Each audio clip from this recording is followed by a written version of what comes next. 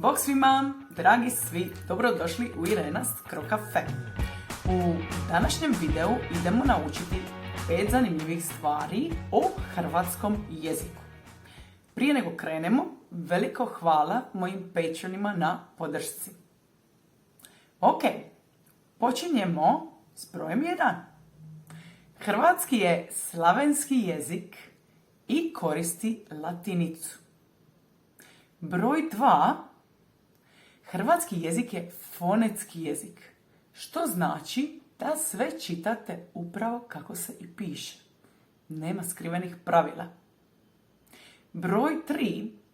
Hrvatski jezik ima 7 padeža, ali dativ i lokativ imaju iste nastavke. Broj 4.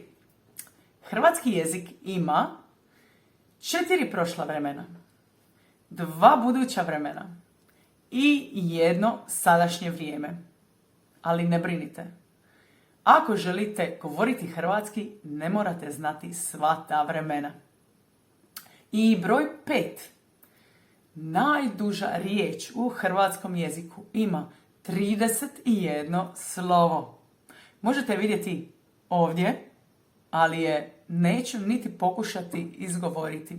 Mislim da je zapravo nikad nećete trebati niti koristiti. Nadam se da ste uživali u ovom videu. Za više materijala i videa provjerite Patreon stranicu, link je u opisu videa dolje. Hvala vam svima na gledanju i vidimo se neki drugi put. Ćao, čao!